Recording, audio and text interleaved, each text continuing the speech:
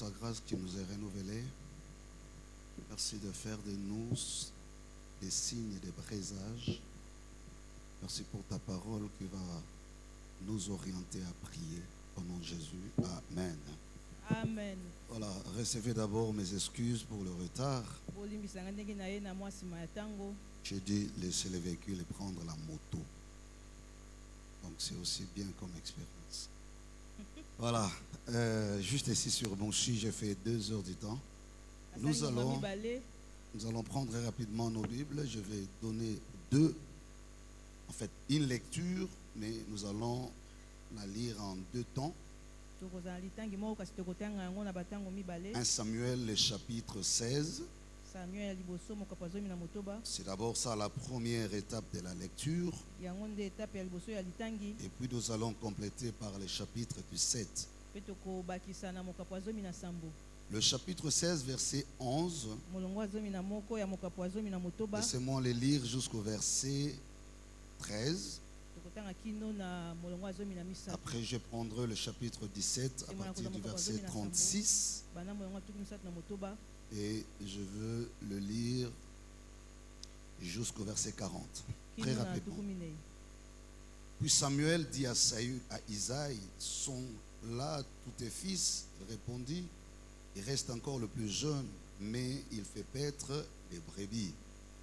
Alors Samuel dit à Isaïe, envoie-les chercher, car nous ne déplacerons pas d'ici avant qu'il ne soit venu. Isaïe envoya chercher David. Or, il était blanc avec des beaux yeux et une belle figure. L'Éternel dit à Samuel, lève-toi, oins-le, car c'est lui. Samuel prit la corne d'huile et l'oignit au milieu de ses frères. L'Esprit de l'Éternel s'est saisi de David. À partir de ces jours-là et dans la suite, Samuel s'éleva et s'en alla à Rama. Chapitre 17, verset 36. C'est ainsi qu'il lancera du Philistin, de cet incirconcis, comme l'un d'entre eux, car il a insulté la vie du Dieu vivant. David dit, l'Éternel qui m'a délivré de la griffe du lion et de la patte de l'ours me délivrera aussi de la main de ces Philistins. Et Saül dit à David, va et que l'Éternel soit avec toi. Saül fit mettre ses vêtements à David, il plaça sur sa tête un casque d'airain et le revêtit d'une cuirasse. Et David ceignit l'épée de Saül par-dessus ses habits et voulut marcher, car il n'avait pas encore essayé. Mais il dit à Saül, je ne suis pas habitué à marcher avec ses armures. Et il s'en débarrassa. Il prit en main son bâton choisi dans les torrents 5 pierres polies et les mit dans sa gibière de berger et dans sa poche. Puis, sa fronde à la main, il s'avança vers les Philistins. Les Philistins s'approcha peu à peu de David et l'homme qui portait son bouclier marchait devant lui. C'est la parole du Seigneur. Amen. Voilà. Moi et mes enfants, les enfants que tu m'as donnés, nous serons de signes et de présages. La semaine passée, j'ai parlé des 5 caractéristiques. Je ne vais pas rentrer dedans. Mais je voudrais juste prendre un élément qui fera le relais avec le message de ce soir. C'est savoir que quand nous parlons des signes et des présages, cela renvoie à la fois au temps, à la saison et à la volonté de Dieu. C'est ce qui avait permis que je formule mon sous-thème comme suit être une famille programmée pour les plans de Dieu.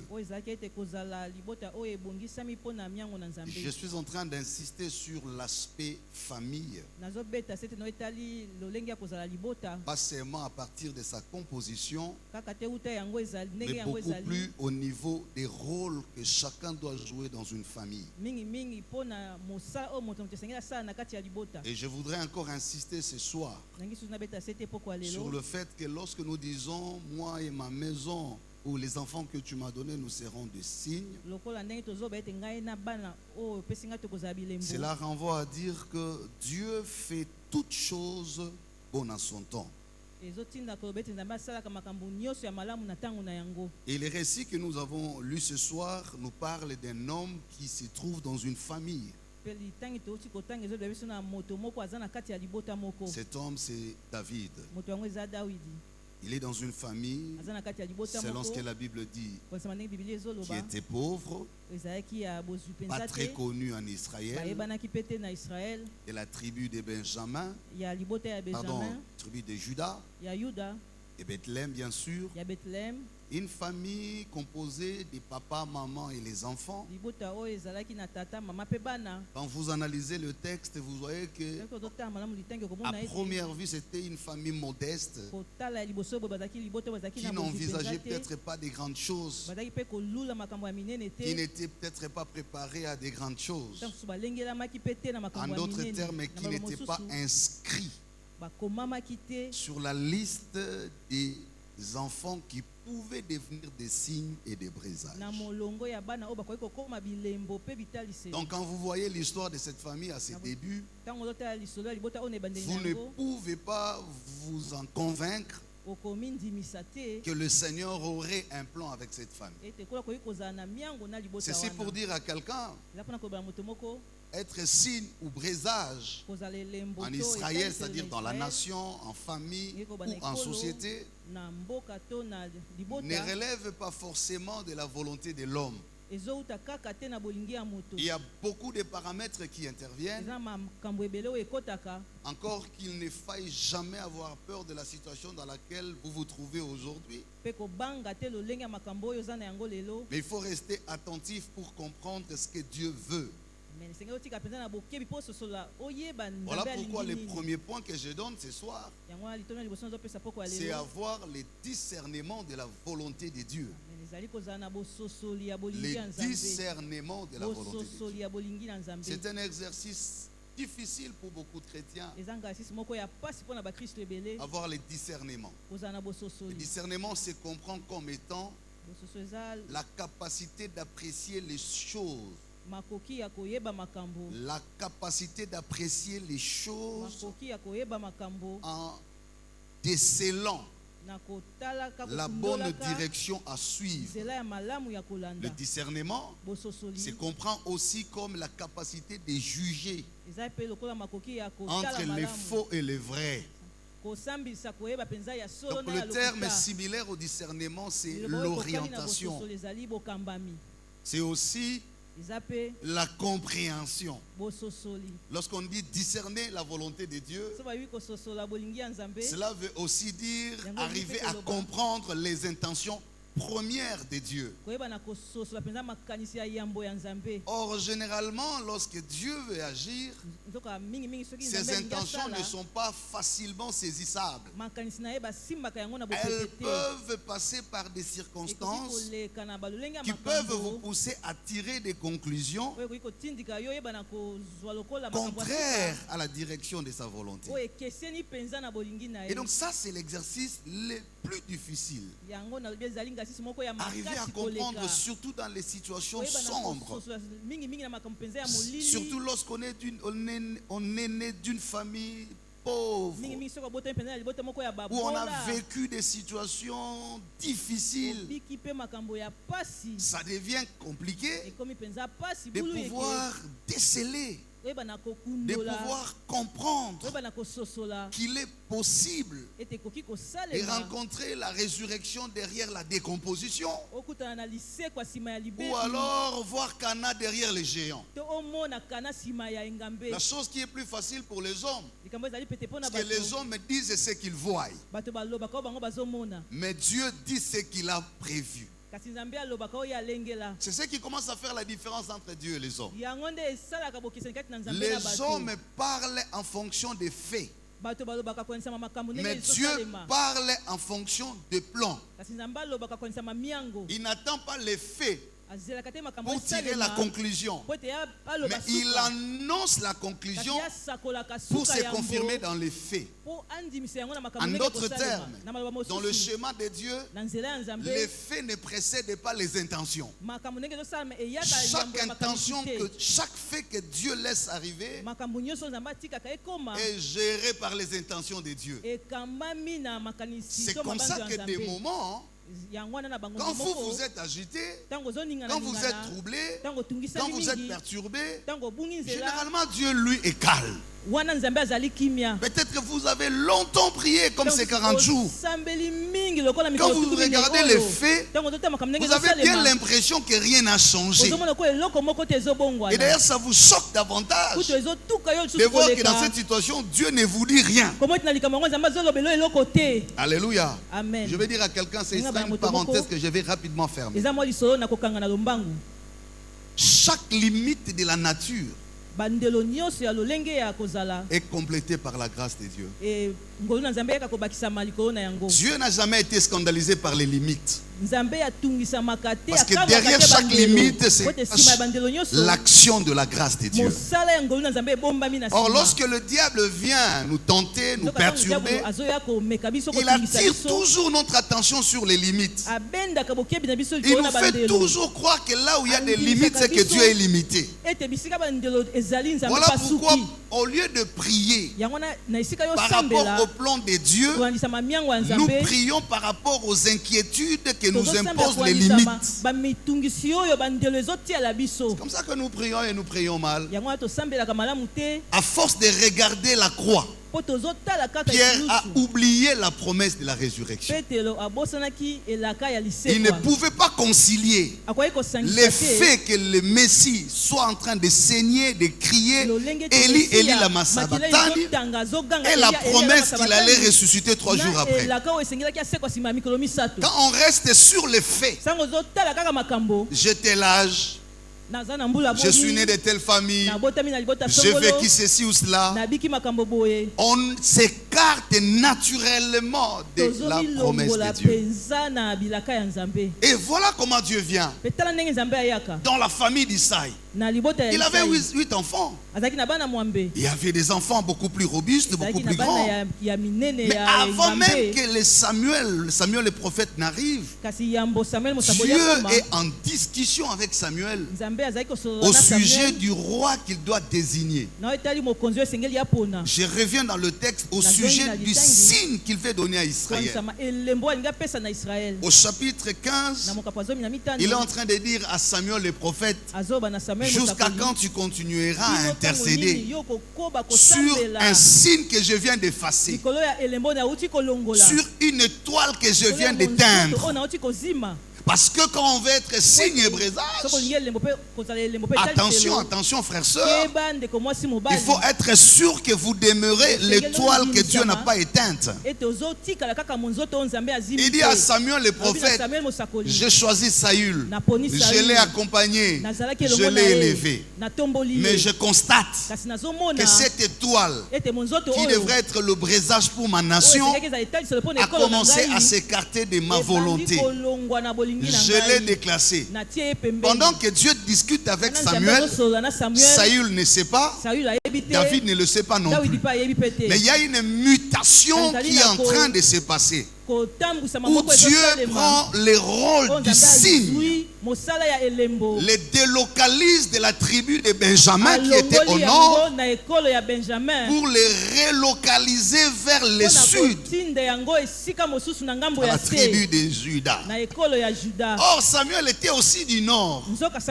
L'affection de Samuel pour Saül va au-delà de la spiritualité. Ça touche aussi aux enjeux sociaux, même politiques de l'époque. Parce que le pouvoir était chez les nordistes. Alors lorsqu'on dit à Samuel que je veux prendre celui qui est du sud, les sudistes, il se pose la question: mais comment les signes vont quitter les nord pour aller vers le sud? Et quand Samuel intercède, au-delà du cadre de Saül, il ne supporte pas la délocalisation de signes. J'ai envie de dire à quelqu'un, le Saint-Esprit est en train de délocaliser le signe.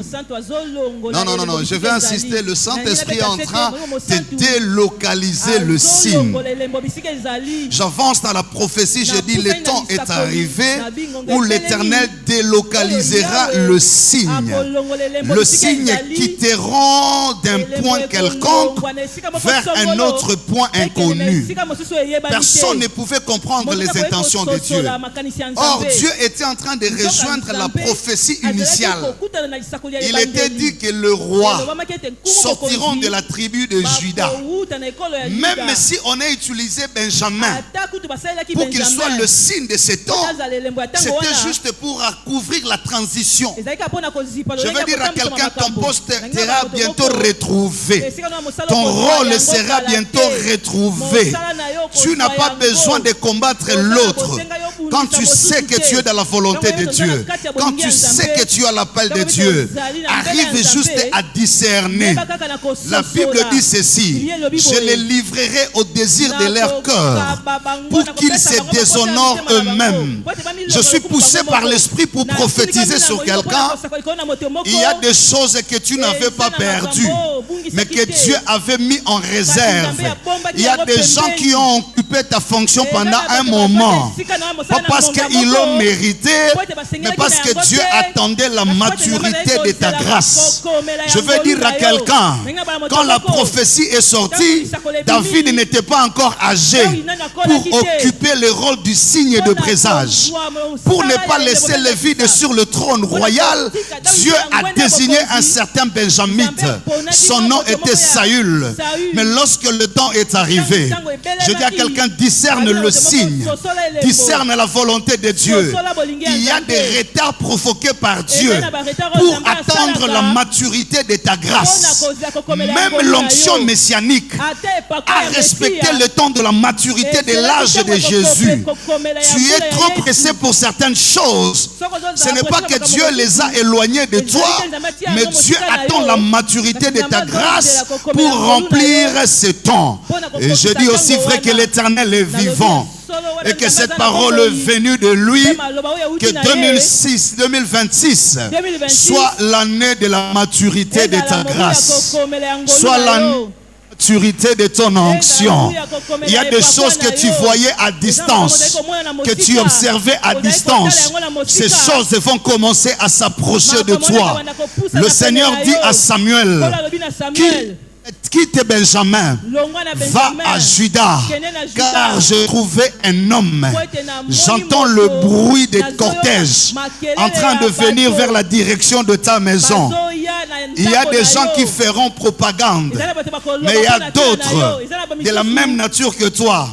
Tu n'auras besoin ni de faire la propagande. Ta propagande, c'est dans la présence de Dieu. Ta propagande, c'est dans la consécration. Ta propagande, c'est dans la volonté de Dieu. Pendant ces temps-là, l'onction s'est déplacée de Rama jusqu'à Benjamin. Je dis à quelqu'un, les bruits prophétiques sont en train de se faire entendre. La chose est sur le chemin. Elle est en train de venir vers toi. N'est-il pas écrit? Ce n'est plus à toi d'aller vers eux, mais c'est à eux de venir vers toi. Pendant ce temps, David est resté en brousse. Tu te poses des questions. Si c'était le temps de Dieu, les choses devraient changer. On ne devient pas signe sans avoir vu le signe. Mais moi, je n'ai vu aucun signe. Je reste dans mon désert, en train de paître les troupeaux. David est sorti ce matin comme tous les autres jours. J'ai vu quelqu'un venir ce soir comme les autres jours. Quelqu'un fait son fardeau comme le même jour ou comme les autres jours. Mais ce jour-là n'était pas le même que les autres. L'onction était déjà à la porte de la maison de son père. Et pendant ce temps, Samuel a dit à Isaïe, Où sont tes enfants? Appelle-moi les enfants. J'ai quelque chose à communiquer ce soir. Pendant que les enfants commençaient à venir, ne regrette pas parce qu'on ne t'a pas mis sur la première liste. Ne pleure pas parce que tu n'as pas été intéressé en premier. Pour être le signe de Dieu, tu n'as pas besoin de bousculer les protocoles. Les gens étaient venus avant lui. On a commencé à regarder. Le premier qui passe, c'est Eliab. Quand Samuel regarde Eliab, il se dit, certainement c'est lui. Je vois la carrure, je vois les corps, je vois l'âge.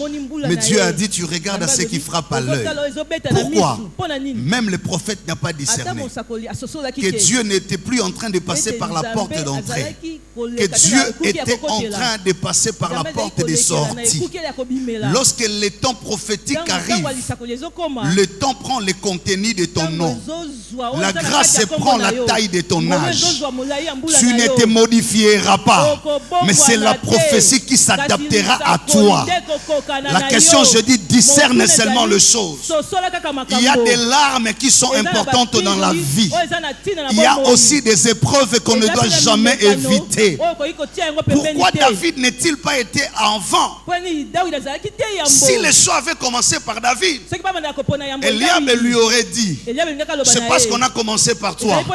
Si on avait commencé par moi, ça aurait été mon choix. Mais Dieu a fait qu'il épuise les arguments. Que David ne vienne pas en premier. Pour que tous ceux qui remplissaient les critères des hommes passent en premier. Pour que personne ne vienne dire après. Non, il y a eu tricage. Non, parce que je n'étais pas là. Je dis à quelqu'un, tu sais pourquoi tu n'as pas été le premier? Parce qu'on est en train de laisser chacun faire son expérience. Chacun passait avant toi. Nzamba osilisela yo ba ya banguna. Nzamba olongolela yo ba candidat ya concurrence ya royauté na yo. Je dis à quelqu'un, tu manqueras de concurrents. Tu manqueras d'adversaires. Tu n'auras que des frustrés qui vont s'exprimer devant Goliath. Notamment Eliab, le plus grand frustré de la maison. Le premier candidat à être rejeté. Il ne pouvait jamais s'imaginer que l'onction est ratée.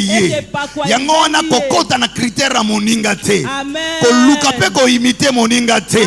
Koluka pe ko compléter ba limite makasi na yote. La Bible dit ceci. Ça ne dépend ni de celui qui court, moins encore de celui qui le veut.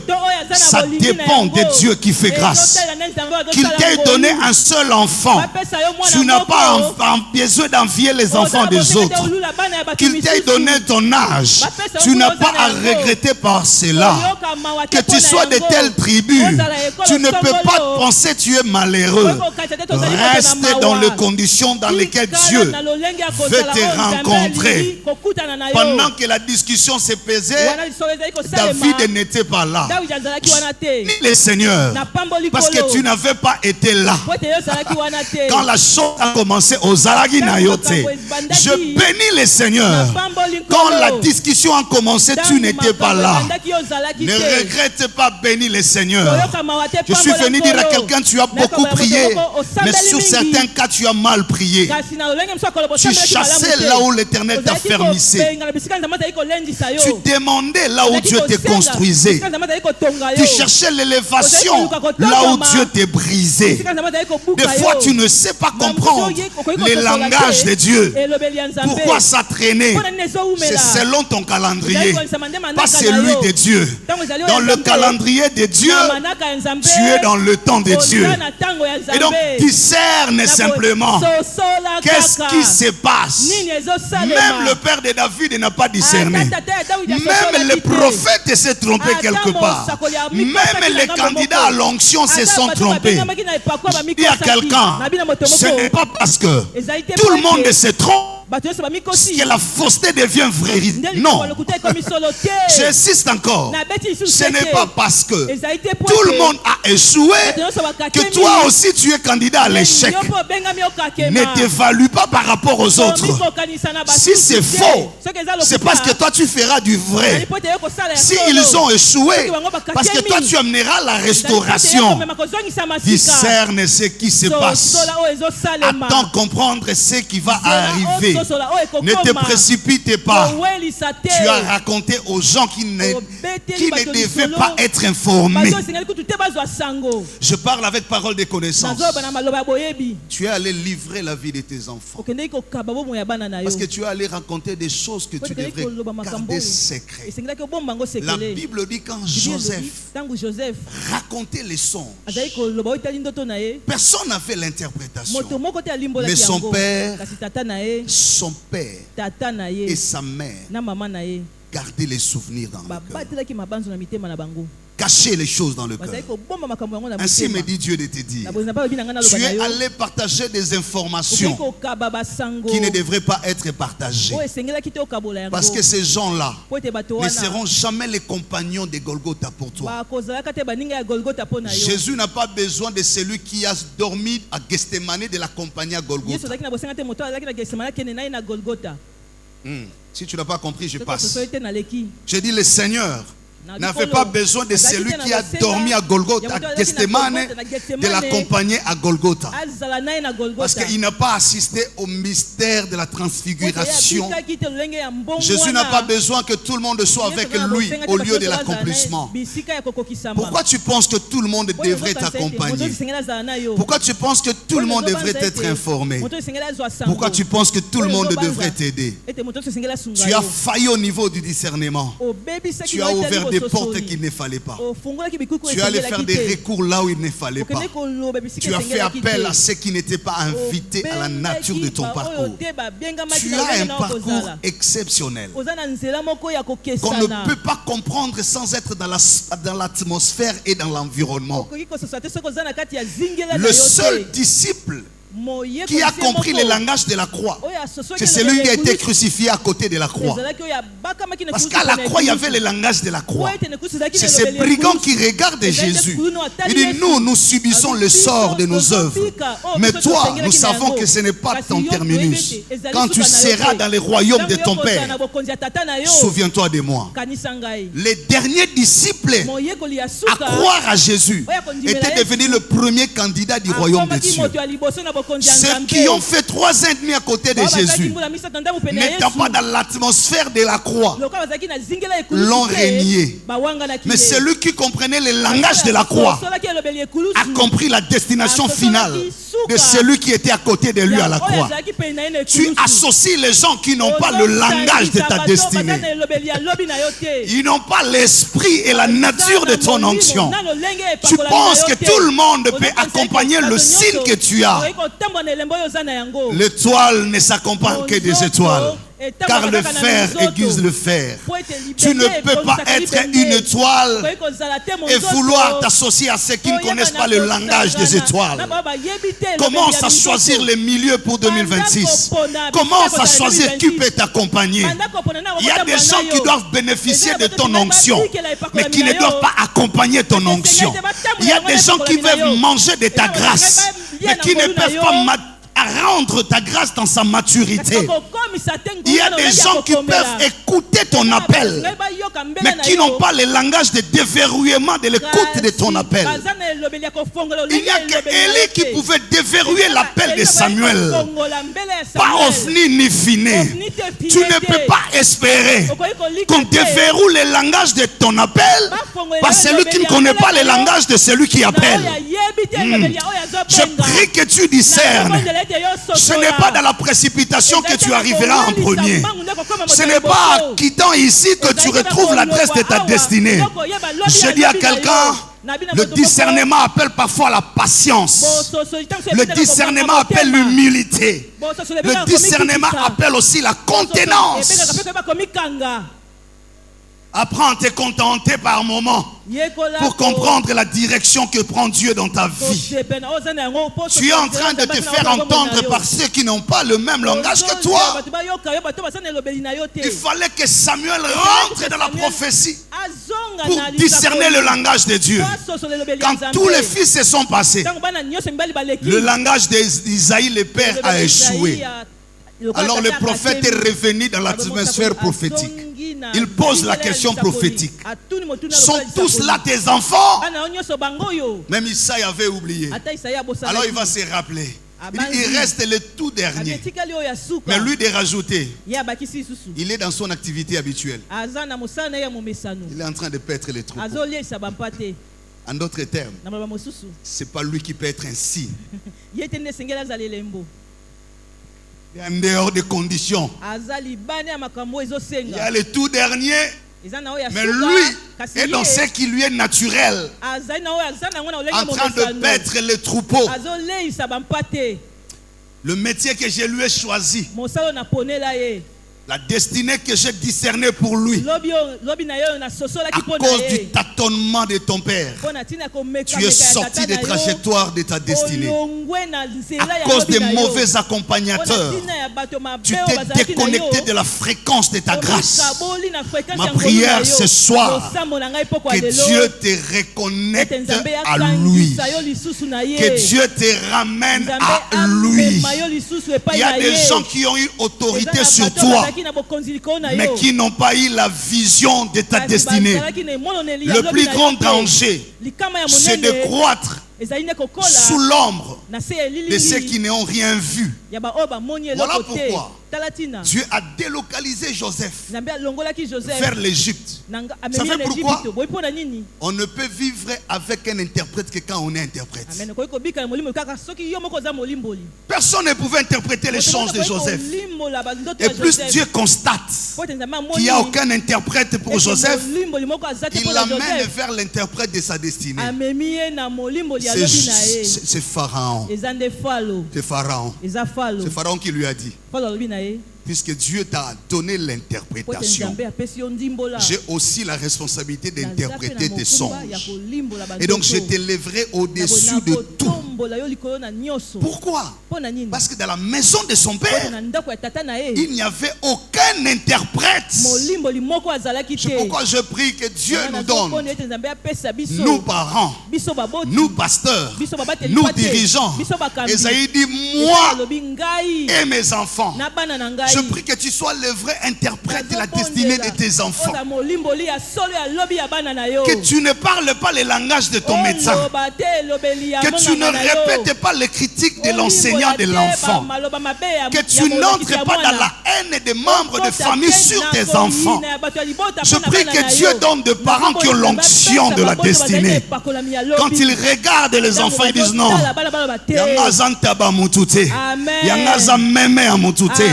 Même s'il a échoué une année, je sais que mon Rédempteur est vivant.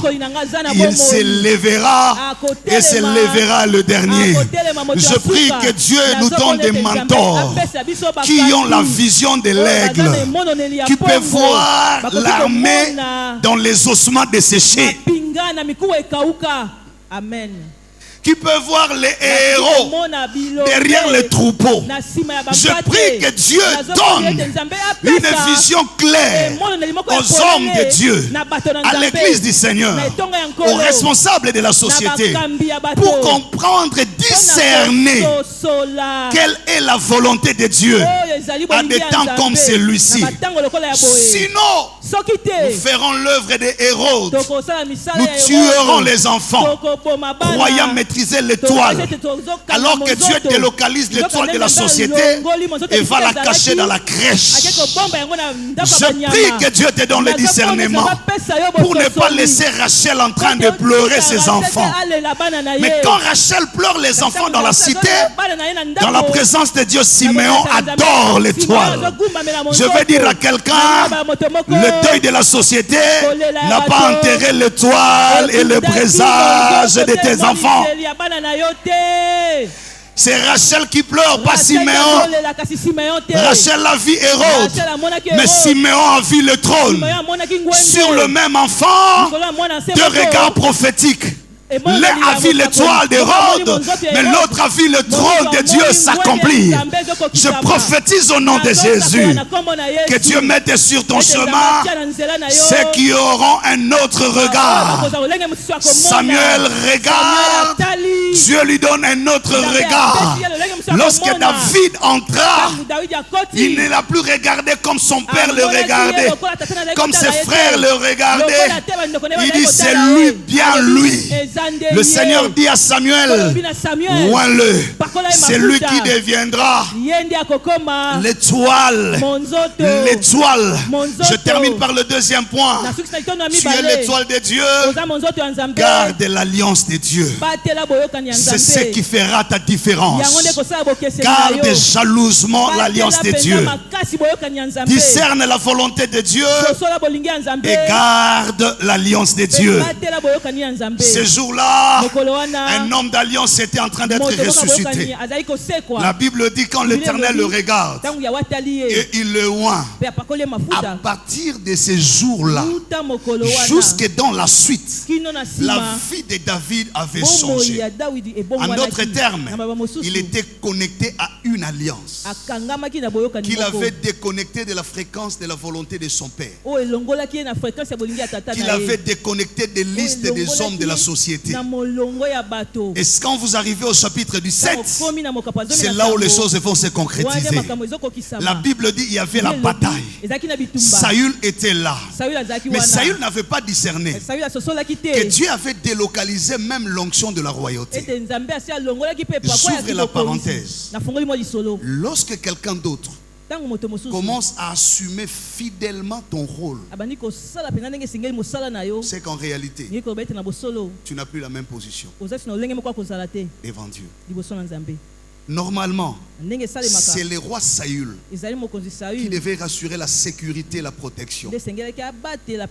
Mais ces jours-là, le roi Saül avait plutôt besoin de la sécurité et de la protection.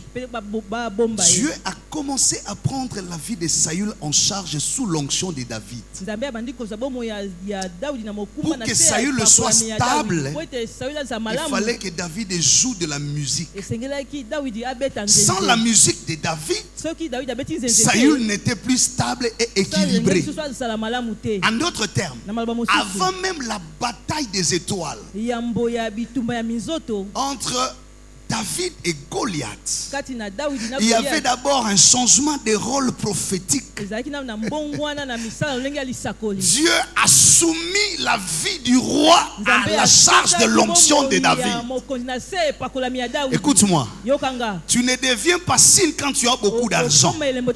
Tu ne deviens pas signe quand tu es élevé en gloire ou en dignité. Tu commences à devenir signe quand l'Éternel te confie les charges que les autres ont rejeté. Quand tu commences à avoir les cœurs de supporter ce que personne ne sait supporter, c'est là que tu commences à devenir signe. C'est pas quand tu rencontres l'homme le plus riche. C'est pourquoi on se trompe. Certains disent j'attends être signe. Pour lui devenir signe, c'est quand il sera sur le trône. Entre les jours où l'onction est tombée sur la tête de David et les jours où il est devenu roi assis sur le trône, il s'est passé beaucoup de choses. Mais il était déjà devenu signe quand l'Éternel lui confie la charge de la stabilité du cœur du roi. Tu te poses la question, mais pourquoi c'est tellement moi que je dois porter ces fardeaux en famille? Pourquoi c'est seulement moi qui dois supporter ces problèmes? C'est que tout le monde ne sait pas faire et que toi tu es le seul à le faire. C'est que la chose a été codifiée dans ta grâce.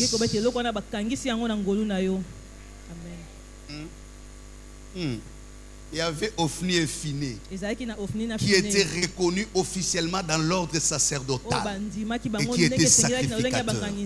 Samuel n'avait aucun titre aucune reconnaissance. Mais la Bible dit il restait à côté de l'arche. Et la lampe n'était pas encore éteinte. Le rôle que lui avait était de veiller à ce que la lampe ne s'éteigne point. Sans fonction, sans titre. Il assumait la responsabilité de la lampe sacerdotale. Vous savez pourquoi beaucoup n'excellent même pas dans le ministère? Parce qu'ils ont une mauvaise compréhension de la gloire. Les gens croient que la volonté de Dieu s'accomplit dans la vie d'un homme, ou la bénédiction de Dieu, c'est quand on commence à avoir de l'argent, des postes. C'est comme ça quand on vient témoigner. Celui qui n'a pas vu ces choses s'est dit, ah, quand on témoigner, nous avons mais quand je te regarde, ça fait une année. Tu as porté un fardeau pendant une année que personne dans la famille a été en mesure de le porter. Tu as géré un homme très difficile. Les femmes qui ont rencontré ces genres de problèmes ne sont plus restées vivantes. Tu ne te poses jamais la question comment Dieu a négocié le feu de la fournaise avec ton onction. Il ne t'arrive pas à réfléchir comment ta présence a modifié les régimes alimentaires des lions. Comment tu peux vivre avec un tel homme autant d'années sans t'écraser? C'est pas le jour où il s'est converti que tu deviens signe. Mais quand Dieu te confie une charge, et parfois quand tu te réveilles, tu te poses la question, comment j'arrive à le faire? Comment j'arrive à le supporter? Comment peut-on rester célibataire autant d'années, avec autant de tentations, sans tomber? Et tu dis Dieu n'est pas avec toi. Et tu continues à chercher à devenir signe.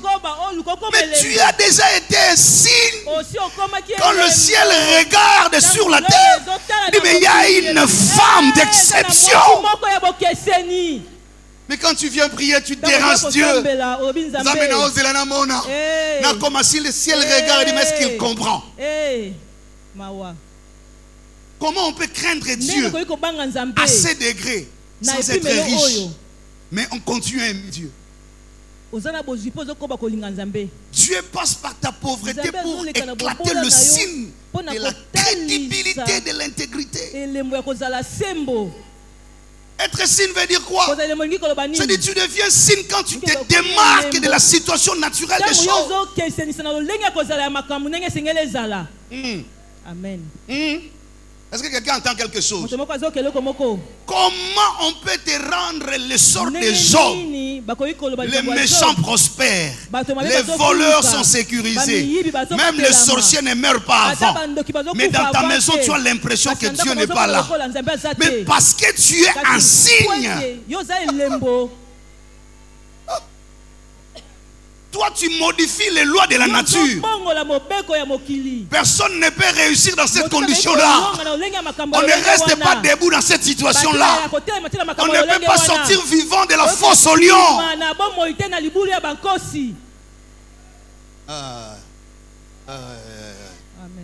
La foi des Congolais, des Kinois en l'occurrence, c'est la foi des émotions, des agitations. Prophète ci, prophète ça. J'aime les prophètes. J'arrive à prophétiser. Je n'ai rien à voir. Et d'ailleurs ici vous avez aussi des prophètes. Mais je parle à cette catégorie de gens qui pensent manipuler la grâce et l'onction. C'est comme ça qu'on crée des prophéties parce qu'on veut satisfaire les gens. Tu ne comprends pas que ta situation est un cas qui crée l'exception de la divinité. Dieu n'a même pas besoin qu'on t'aide toi. Tu es un signe qui prouve au monde qu'on peut être avec Dieu sans avoir tout ce que les gens ont. Amen. Comment il va naître dans une crèche, lui qui est le roi de gloire?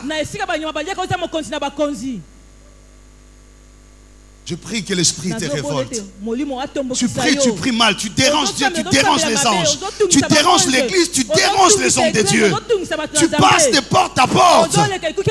Tu cherches quoi? Tu es un signe. Ce que tu es, tu n'es plus qu'un message. Tu deviens toi-même un message.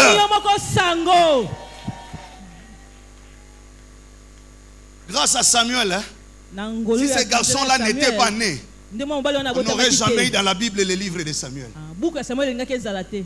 Et vous savez comment il est né? J'ai dit, si ces garçons n'étaient pas nés, on aurait eu Dieu. On aurait cru en Dieu. Mais on n'aurait jamais lu le livre de Samuel. Quelqu'un a compris quelque chose? Nzamba kotisa via mutu na lisolo ya foi, ya humanité. Sa vie est devenue le signe de la foi. Tu ne comprends pas ce que tu représentes. Est-ce que vous comprenez ce que cette église représente?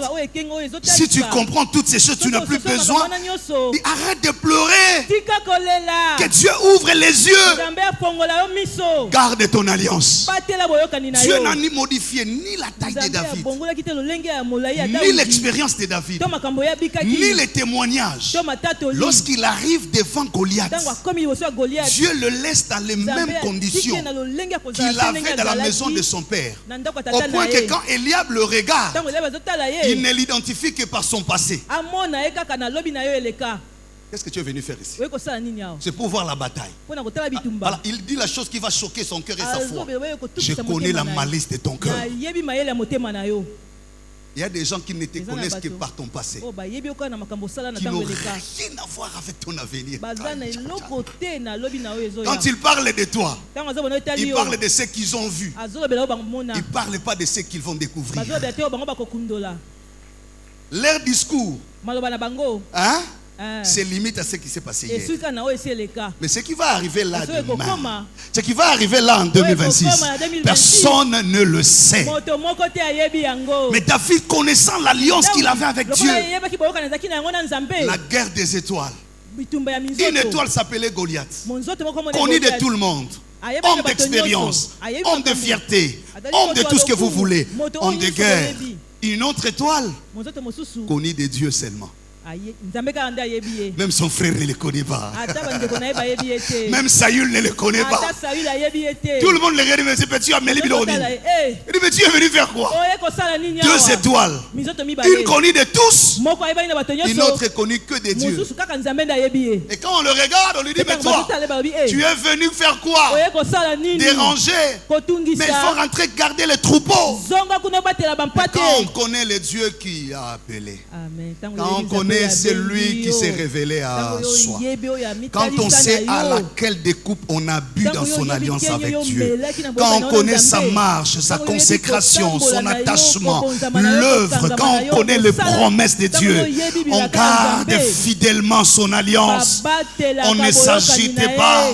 David est devant Goliath, il regarde, il dit quelque chose va se passer ce soir. Je ne viens pas trembler, je ne viens pas essayer, mais je relève les souvenirs du Dieu de mon secret. Il dit quand j'étais dans le désert, les lions, les ours venaient, je courais, je les attrapais, je les tuais. Mais écoute maintenant la déclaration qui fait si. Le signe commence à partir de là. Il dit que personne ne se décourage. Pendant que tout le monde était découragé, pendant que tout le monde était en train de reculer, le signe apparaît pour dire à la nation, vous saurez maintenant que la délivrance n'appartient ni à la lance ni au javelot. Vous saurez maintenant que Israël a un Dieu qui ne s'est jamais retiré de ses alliances avec le Père et avec les autels qu'il a bâtis. Vous saurez maintenant que cet homme a été longtemps laissé comme un grand héros pour que l'on se serve de lui et lancer le message à l'humanité qu'il y a un signe qui est apparu, que le Dieu d'Israël a pris la vengeance de son peuple. Il y a des ennemis ennemis que Dieu a laissé croître. Il y a des situations que Dieu a laissé émerger. Il y a des maladies que Dieu a laissé sans guérison. Ce n'était pas pour t'éteindre. Ce n'était pas pour te tuer. Je viens prophétiser ce soir sur toi. Ta grâce a atteint sa maturité. Ton onction a mûri dans l'alliance avec Dieu. Les choses vont commencer maintenant. L'Éternel te sortira du secret. Tu as été longtemps dans le creux des 40 jours. Là, tu es en train de finir dans 2 jours ce programme de 40 jours. Dieu mettra sur la place publique les degrés des engagements qu'il a avec toi. Je prophétise au nom de Jésus. Ça ne sera ni par l'épée, ni par le javelot, mais tu as une alliance avec les torrents. David est allé chercher le Saint-Pierre dans les torrents. Garde l'alliance avec ton Dieu. Il dit que personne ne se décourage. Je regarde dans ta maison. Je regarde dans ton foyer. Je regarde dans ta famille. Je regarde dans notre société. Tout le monde a peur. La peur du lendemain. La peur de l'avenir. La peur du diagnostic. Il semble que c'est les cancers. Il semble que ça atteint la phase. La peur de ce qui vient d'être décidé, la peur de ce que tu viens d'apprendre. Mais je parle comme prophète de Dieu. Aussi vrai que l'Éternel est vivant et que son trône reste debout, l'Éternel lui-même changera l'atmosphère des choses. David a dit, l'Éternel nous donnera la tête de ces Goliaths. Je dis à quelqu'un, nous ne passerons pas au chapitre 3 si Dieu ne règle pas le problème de la stérilité. Chaque chapitre avait son message. Le chapitre 1, Anne devait pleurer. Mais au chapitre 2, Anne devait chanter. Au chapitre 3, Samuel devrait apparaître dans le sacerdoce. Je dis à quelqu'un, tu n'étais qu'au chapitre 1 de ta vie. Je prophétise au nom de Jésus. Les livres a des chapitres qui se succèdent, mais qui ne se ressemblent pas. Ce qu'on a vu les années passées était le chapitre dédié au deuil, à la honte, à l'humiliation, au grincement des dents, à la mortification de Pénina. Mais le chapitre 2, qu'on le veuille ou pas, Anne retournera. Elle viendra dire, je suis cette femme-là qui avait passé 40 jours de prière avec grincement de dents, qui n'avait ni avocat, ni juge, ni argent, qui avait le diagnostic du médecin. Mais aujourd'hui, Dieu m'a rendu le signe du témoignage de sa grâce. Je déclare au nom de Jésus, tu ne sortiras pas du chapitre 2 sans un chant nouveau. David a regardé, il dit c'est pas demain, c'est aujourd'hui. Dieu va mettre en action l'onction qu'il a donnée en secret. Il y a des choses que le monde ne savait pas, que David avait reçu l'onction royale. Il y a des choses que Saül lui-même ne savait pas, qu'il y avait déjà passation de rôle. Il y a des choses qu'Eliab ignorait, qui n'étaient plus l'orgueil d'hier, et qu'il y a eu quelque chose qui s'est passé en secret. Un travail de repentance, un travail de restauration. Je m'adresse à ceux-là qui ont gardé le témoignage de hier. Quand on te regarde, on te rappelle encore. Mais lui était magicien. Elle était prostituée. Lui était impudique. Lui là était ceci. Tu apparaîtras sur un nouveau chapitre. Eliab n'avait pas mis à jour les mouvements de l'onction dans la vie de David. Je vois des gens qui n'ont pas encore fait de mise à jour. Quand on te regarde, oh là là là là là là là, ils sont restés encore dans le passé. Ne discute pas avec ces gens-là. La chose va elle-même se corriger. Quand l'Éternel commencera, à faire apparaître le signe des choses qui se sont passées en secret. Je bénis quelqu'un qui vient de faire 40 jours, qui est en train de faire ses 40 jours. Tu étais là en train de jeûner, tu étais là en train de prier, qui te regardait dans les embouteillages. Parfois tu venais à pied, tu devrais jeûner même malgré la maladie. Les autres même se moquaient de toi. Tu es semblable à Samson.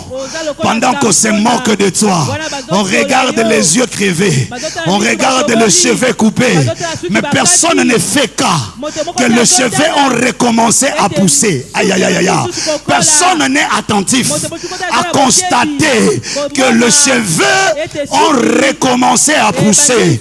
Je dis à quelqu'un, Eliab n'a pas fait cas que c'était un autre chapitre. Ce n'est plus le chapitre de la maison. Là, c'est le chapitre de la nation.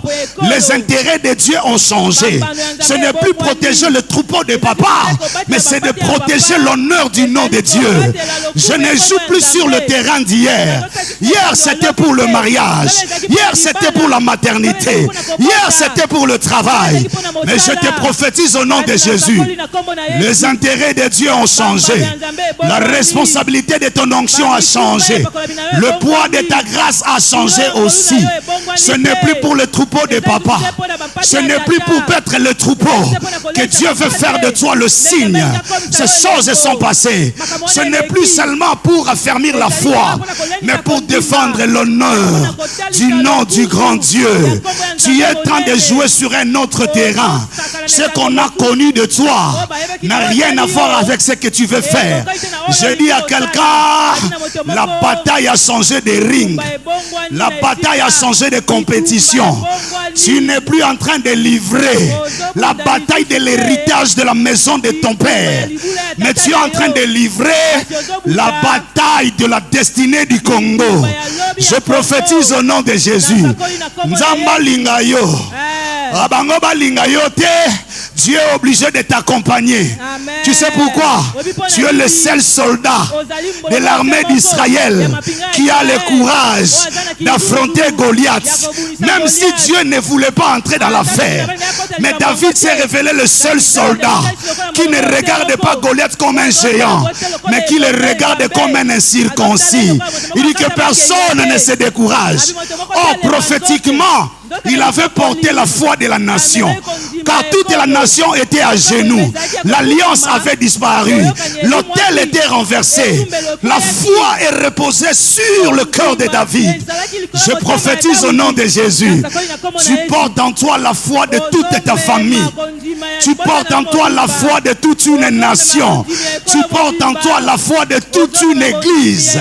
Dieu était obligé d'accompagner David parce que c'était le seul défenseur du nom de l'Éternel.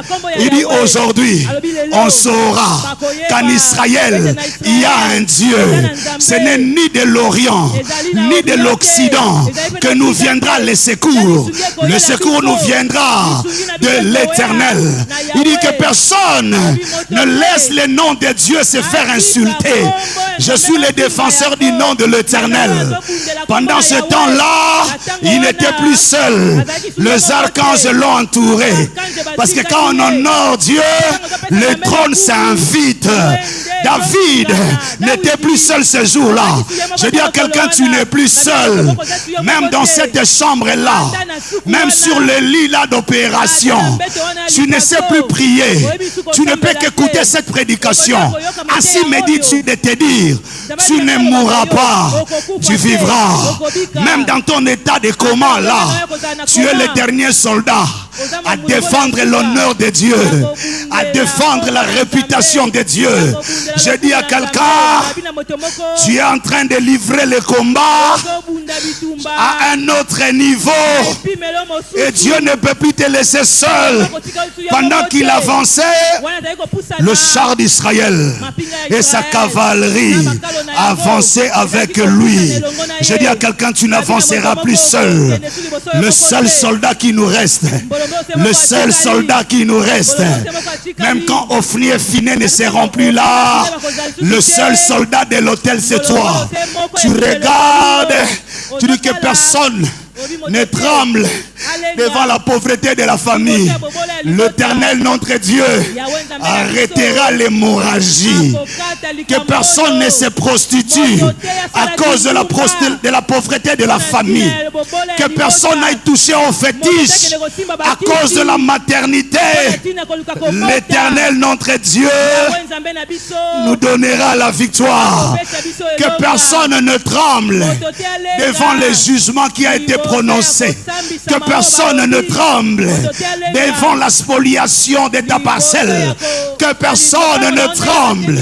Toi qui es en train de te dire, je n'ai personne pour parler à ma faveur. Mais le ciel, là au ciel, il y a quelqu'un. Quand il regarde, il te dit, ne crains pas. N'aie pas peur. Je suis avec toi. Je ne te laisserai point. Je ne t'abandonnerai pas. Je ne t'ai pas donné ces enfants que tu m'as demandé et que tu as présenté devant mon autel, que tu as consacré pour que le diable vienne détruire leur destinée. Ça, ce n'est pas ton Dieu. Il n'est pas dans la confusion. Ces enfants-là, tu les avais présentés à Dieu. Ils sont le fruit de l'autel. C'est le salaire de ta consécration. C'est la récompense de ta foi. L'ennemi ne lèvera jamais sa main dessus ses enfants. Qu'ils viennent nombreux, qu'ils se multiplient comme ils veulent. Je parle comme prophète de Dieu. Le Seigneur ne le sera pas. Le diable finit ce que lui a commencé. Il est l'auteur des œuvres achevées. Je le prophétise au nom de Jésus. Ce travail-là, c'est le salaire de ta consécration. Ce ministère-là, c'est l'accomplissement de la lignée sacerdotale. L'ennemi n'aura ni part, ni héritage. Amen. Lève-toi, lève-toi, lève-toi.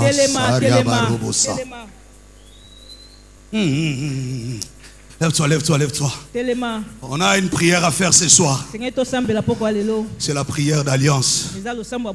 C'est la bataille de la fournaise. Soit c'est nous qui sortons de cette fournaise, soit alors le nom de Dieu soit humilié. C'est la dernière bataille. Ça, c'est la bataille de la fosse au lion. Soit c'est nous qui y sortons sains et saufs, soit alors le nom de Dieu va être humilié.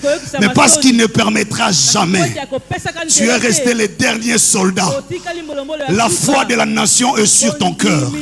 La foi de la lignée de ton père est sur ton cœur. Ces enfants-là, c'est le salaire de ta consécration. Qui viendra détruire l'autel que Dieu a fermé? Ces mariages-là, tu l'as eu en récompense de ton parcours avec Dieu.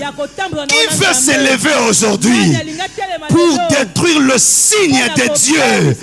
Je dis à quelqu'un, peu importe le diagnostic du médecin, mais cette vie que tu as sur la terre est le témoignage de la fidélité de Dieu. Qui peut éteindre les étoiles que Dieu a rallumées? Ce soir, on ne va pas chasser, mais on va parler. La prière d'alliance ce soir. Que chacun rappelle à Dieu d'où il a pris, par où il est passé avec Dieu, et ce que Dieu lui a promis. On ne peut pas contredire la volonté de Dieu. David a dit que personne n'ait peur.